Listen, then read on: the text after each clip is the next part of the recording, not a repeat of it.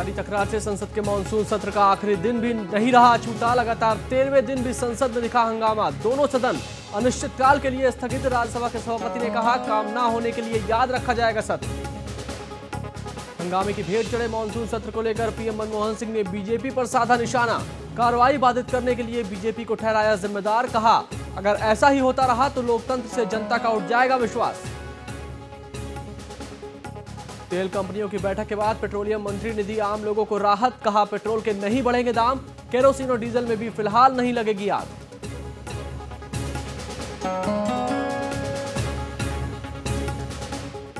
छत्तीसगढ़ में मनरेगा का सच आया सामने। जशपुर में मजदूरों की मजदूरी से पोस्ट मास्टर काट रहा है कमीशन। जरूरी सवाल, करोड़ों की योजना का क्या यही है सच?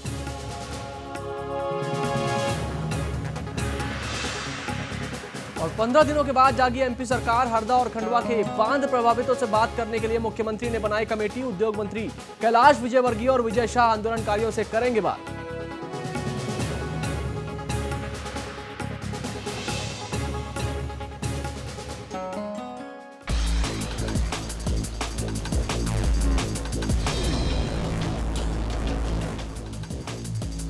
नमस्कार, शहर की बड़ी खबरों के साथ मैं हूं आकाश। 24 शहर 24 खबर में नजर डालेंगे आपके शहर की बड़ी खबरों पर। चलते हैं आपके शहर में और देखते हैं क्या कुछ है खास।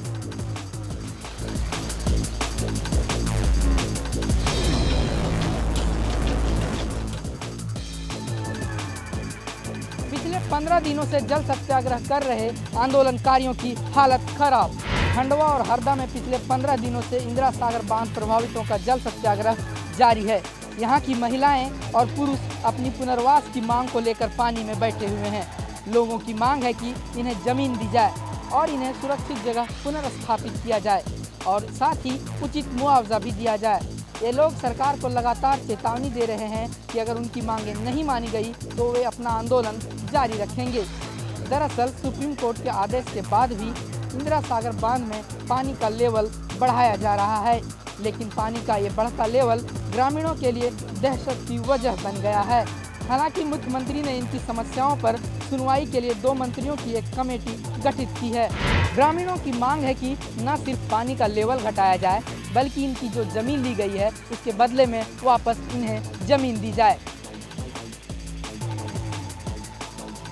खबर भारती की मुहिम से खबरदार हुई सरकार। ओमकारेश्वर परियोजना के आंदोलनरत प्रभावितों से बातचीत के लिए सीएम ने किया 2 मंत्रियों को अधिकृत।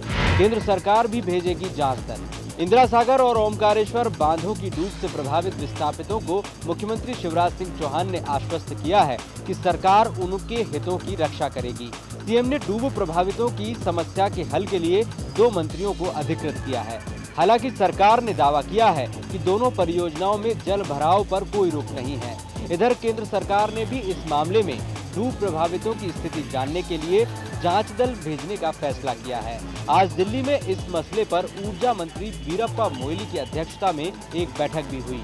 नर्मदा बचाओ आंदोलन की अगुवाई में कल भोपाल में बड़े प्रदर्शन की तैयारी है। हालांकि प्रदर्शन से पहले आंदोलनकारियों की मंत्रियों और मुख्यमंत्री से मुलाकात से कोई समाधान निकल सकता है।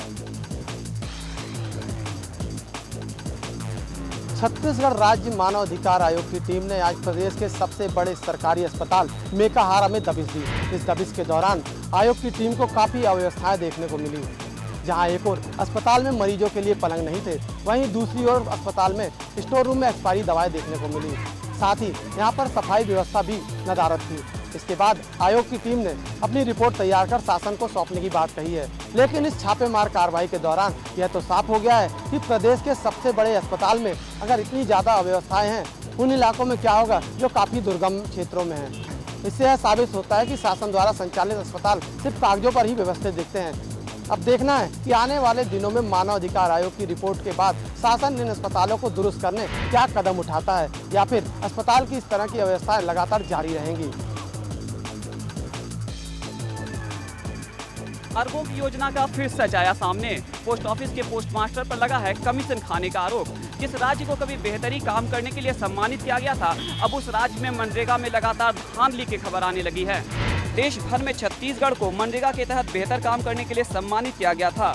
अब इस प्रदेश पर खुद इसके ही अधिकारी पट्टा लगाने पर तुले हुए हैं। ताजा मामला सामने आया है जशपुर से, जहां मजदूरों को मजदूरी भुगतान किए जाने वाली राशि में पोस्ट मास्टर की ओर से कमीशन काटकर मजदूरी भुगतान किया जाता है, जबकि सरकार की ओर से ये प्रावधान है कि सीधे मजदूरों के खाते में उनकी मजदूरी जमा कर दी जाए, लेकिन ये पोस्ट मास्टर उनकी मजदूरी से कमीशन खोरी करता है। उधर कमीशन खोरी से परेशान किसानों का कहना है कि उन्होंने इस बात की शिकायत सरपंच से की है, लेकिन कोई सुनवाई नहीं होता। लोगों का तो यहाँ तक आरोप है कि सरपंच की मिलीभगत से पोस्ट मास्टर कमीशन खोरी करता है। मजदूरों को राहत तब मिली जब वो इसकी शिकायत करने विधायक जी के पास पहुंचे। विधायक ने आश्वासन दिया कि इस मामले में जल्द से जल्द कोई कार्रवाई होगी। हाड़ौती में बीजेपी लगा रही है कांग्रेस पर आरोप, मंत्री के दबाव में पुलिस कर रही है बीजेपी कार्यकर्ताओं पर झूठे मुकदमे दर्ज। विधायक राजावत ने जेल से रिहा होकर कहा कि कैदी कच्ची रोटियां खाने को हो रहे हैं मजबूर। हाड़ौती में इन दिनों राजनीति चरम पर है। बीजेपी का आरोप है कि नगरीय विकास मंत्री शांति धारीवाल के इशारे पर बीजेपी कार्यकर्ताओं पर पुलिस झूठे मुकदमे दर्ज कर कार्रवाई कर रही है। कार्यकर्ताओं का हौसला तोड़ने की कांग्रेस सरकार की दमनकारी नीति को बर्दाश्त नहीं किया जाएगा। अकेले राजावत पर 3.5 साल में करीब 17 मुकदमे पुलिस ने दर्ज किए हैं, जिनको वो मंत्री के दबाव में दर्ज किया हुआ बता रहे हैं। विधायक राजावत ने जेल से रिहा होने के बाद जेल की व्यवस्था पर भी सवाल खड़े कर दिए हैं। राजावत का आरोप है कि जेल में जो कैदियों को रोटियां दी जा रही है वो कच्ची होती है। ऐसे में विधायक कोष से राशि मुहैया कर रोटियां बनाने की मशीन जेल को दी जाएगी। एक युवती ने जनपद पंचायत अध्यक्ष पर लगाया सनसनीखेज आरोप लगने के बाद राजनीतिक महकमे में मची खलबली। मामला रीवा जिले के जनपद पंचायत त्योंथर क्षेत्र के चंदई गांव का है। एक युवती ने जनपद पंचायत अध्यक्ष प्रमोद सिंह पर सनसनीखेज आरोप लगाए हैं कि जनपद अध्यक्ष ने उनके साथ जबरन बलात्कार किया और जान से मारने की धमकी दी। इतना ही नहीं, अध्यक्ष ने चाकघाट के एक निजी अस्पताल में गर्भपात भी कराया है। जबकि आरोपों से घिरे जनपद पंचायत अध्यक्ष ने यूपी से कोई संबंध होने से इनकार किया है। पुलिस ने युवती का मेडिकल परीक्षण कराते हुए मामला दर्ज कर लिया है और पूरे मामले की गंभीरता से विवेचना कर रही है। इस मामले में नया मोड़ तब आया जब ईओडब्ल्यू के पूर्व एसपी और जनपद पंचायत अध्यक्ष आपस में भिड़ गए। यह पूरा वाकया पुलिस अधीक्षक कार्यालय के सामने हुआ, लेकिन पुलिस मूक दर्शक बनकर देखती रह गई। कोरिया में मंत्री की आगवानी में लगे रहे डॉक्टर और अस्पताल के बाहर 5 घंटों तक तड़पती रही गर्भवती महिला। कोरिया के जिला चिकित्सालय बैकुंठपुर में एक बार फिर अव्यवस्था देखने को मिली। गुरुवार को इलाज कराने आई एक गर्भवती महिला 5 घंटे तक अस्पताल के बाहर ही बैठी रही, क्योंकि अस्पताल में गर्भवती महिलाओं का ऑपरेशन करने के लिए कोई चिकित्सक नहीं था। खबर भारती की टीम ने जब तहसीलदार को मौके पर बुलाया और परिजनों के हल्ला मचाने के बाद किसी तरह कर्मचारियों ने महिला को किसी दूसरे मरीज के बेड पर लेटाया, क्योंकि अस्पताल की हालत इतनी बुरी है कि उसमें एक बेड भी खाली नहीं था। वहीं जब तहसीलदार से इस बारे में पूछा गया तो उन्होंने खुद भी ये माना कि अस्पताल में कोई भी व्यवस्था नहीं है। अब छत्तीसगढ़ सरकार के मुखिया रमन सिंह चाहे विकास के कितने ही खोखले दावे कर ले, लेकिन सच्चाई की ये तस्वीरें साफ बयां कर रही है कि वास्तविकता क्या है। जबलपुर के एक सरकारी स्कूल में शिक्षक बना हैवान की 8 साल के मासूम की जमकर पिटाई। मासूम का पिटाई में हाथ टूटा। यह घटना है जबलपुर की बड़ी उखरी इलाके में एक सरकारी स्कूल का, जहां एक शिक्षक ने मामूली सी बात पर कक्षा 3री में पढ़ने वाली एक 8 साल की मासूम छात्रा को जमकर पीटा। शिक्षक की पिटाई से इस छात्रा का हाथ टूट गया।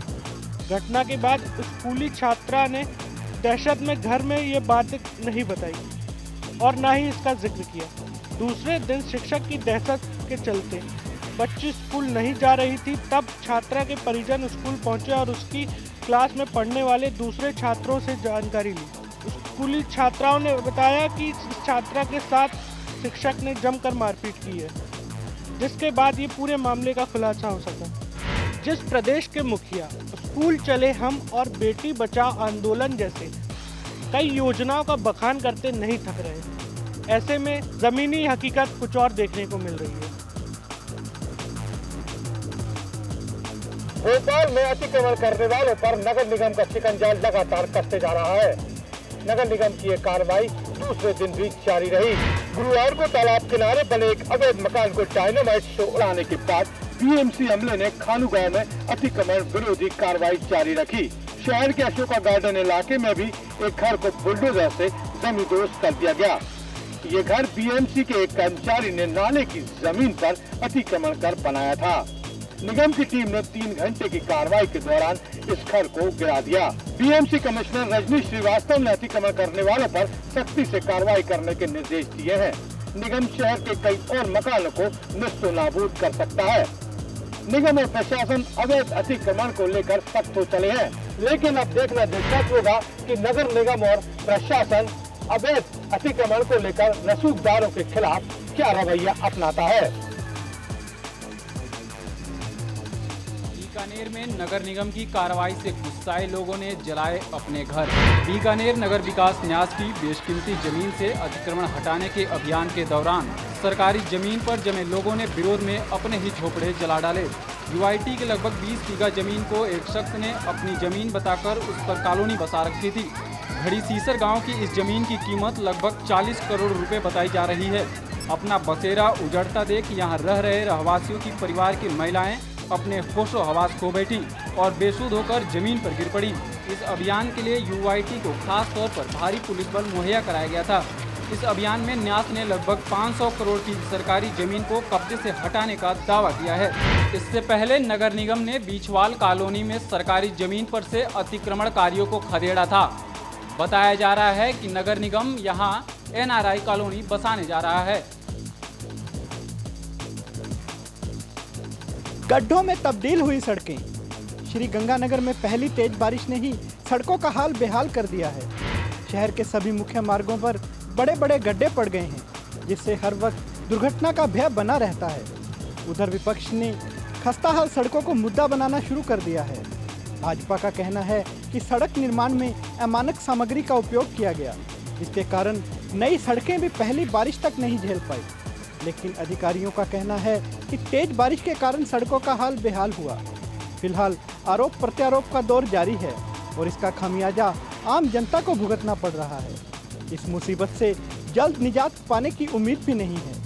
अभी बारिश का मौसम होने के कारण नगर परिषद सड़कों की मरम्मत में रुचि नहीं ले रहा है और मिट्टी डालकर अस्थायी इंतजाम भी किया जा रहा है। अधिकारियों की माने तो सितंबर माह के अंत तक ही सड़कों की मरम्मत का काम शुरू होगा और तब तक जनता को खस्ताहाल सड़कों से ही गुजारा करना पड़ेगा। रेगिस्तान में भारी बारिश से लोगों का हाल बेहाल। प्रतापगढ़ में नदी नाले उफान पर। अब तक की हुई भारी बारिश में 7 लोगों की मौत। राजस्थान के प्रतापगढ़ जिले में लगातार बारिश से नदी नाले उफान पर हैं। अब तक 1.5 माह में नदी नालों में डूबने से 7 लोगों की मौत हो चुकी है। माही बांध के 16 गेट खुलने के बाद जिला प्रशासन ने लोगों से डूब वाले क्षेत्रों से जाने के लिए अपील की। मुंगाड़ा और पारसोला क्षेत्र में हाई अलर्ट पर रखा गया है। पिछले 2 दिनों में 120 mm से ज्यादा बारिश से कई पुलियों के ऊपर से पानी बहने लगा है, जिससे वाहनों का निकलना मुश्किल हो गया है। कई गांवों का संपर्क जिला मुख्यालय से कट गया है। माही पुलिया पर पानी बहने से प्रतापगढ़ बांसवाड़ा मार्ग 15 घंटे तक जाम रहा। औसत से भी ज्यादा हो रही बारिश ने जनजीवन अस्त व्यस्त कर दिया है। प्रतापगढ़ शहर के कई इलाकों में पानी भर गया है। राज्यों में सबसे ऊंचाई पर स्थित जाखम बांध पर 1.5 फीट से ऊपर तक का पानी चला गया है। लेक सिटी उदयपुर में पिछले 2 दिनों से चल रहा रिमझिम बारिश का दौर आज सुबह से फिर से जारी रहा, जो कि देर शाम तक जारी रहा। दिन भर चले बारिश के दौर से जहां मौसम खुशनुमा हो गया, वहीं ऑफिस और स्कूल जाने वाले लोगों को बारिश से बचाव के लिए साधनों का उपयोग करना पड़ा। बारिश का वेग कम होने से सामान्य जनजीवन में कोई खास असर तो देखने को नहीं मिला, लेकिन लेक सिटी को भरने वाले कैचमेंट एरिया में अच्छी बारिश होने के साथ ही झीलों को भरने वाली सिसारमा नदी में पानी की आवक शुरू हो गई। करीब 11 फीट क्षमता वाली पिछोला झील का जल स्तर 7 फीट तक पहुंच गया। लगातार बारिश के दौर से अब लेक सिटी की झीलों में पानी भरने की उम्मीद फिर से एक बार तेज हो गई है। उज्जैन में भारी बारिश से जलमग्न हुआ शहर। इलाके में महामारी फैलने की आशंका, प्रशासन हुआ अलर्ट। मध्य प्रदेश के कई इलाकों में भारी बारिश ने लोगों का जीना मुहाल कर दिया है। उज्जैन में पिछले कई दिनों से हो रही बारिश के कारण लोगों का जीवन अस्त व्यस्त हो गया है। शहर में जहां भी देखो पानी ही पानी नजर आ रहा है। भारी बारिश के कारण लोगों के घरों में पानी घुस गया है, जिससे लोगों को खाने पीने की समस्या हो रही है। खबर भारती ने जब इलाके का दौरा किया तो हालत बद से बदतर पाया। मुख्य शहर से दूर बसे रडायता गांव तो पूरा जलमग्न ही हो गया है। हालांकि बारिश से प्रभावित हुए लोगों को प्रशासन की तरफ से मदद की जा रही है। बेघर हुए लोगों को सुरक्षा कैंपों में पहुंचाया जा रहा है। किसी भी आपात स्थिति से निपटने के लिए प्रशासन ने इलाके में स्वास्थ्य विभाग की टीम को तैनात कर दिया है, ताकि इलाके में महामारी फैलने से रोका जा सके। अजमेर में आज फिर गिरा एक जर्जर मकान, हादसे में गई एक की जान, आज भी कई जिंदगियां हैं हलकान। आज सुबह शहर के कायस मोहल्ला इलाके में एक जर्जर मकान की दीवार गिर जाने से एक जने की मौत हो गई। प्रत्यक्षदर्शियों के मुताबिक सुबह करीब 7:30 बजे श्याम बिहारी माथुर अपनी पत्नी के साथ मकान के अंदर थे, तभी मकान के पीछे वाली दीवार अचानक गिर गई और श्याम बिहारी माथुर उसके मलबे में दब गए।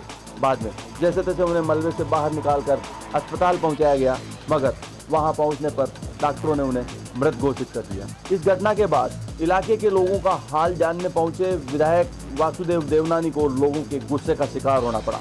लोगों के गुस्से को देखते हुए विधायक को वापस दबे पांव लौटना पड़ा। हालांकि नगर निगम ने आज से शहर में जर्जर मकानों को ढहाने की कवायद शुरू कर दी है, मगर इस मामले में अब तक रही ढिलाई ने नगर निगम के अधिकारियों की पोल खोल कर रखी है। और यहाँ पर रुकेंगे एक छोटे से ब्रेक के लिए। ब्रेक के बाद भी 24 शहर 24 खबर का सफर यूं ही जारी है।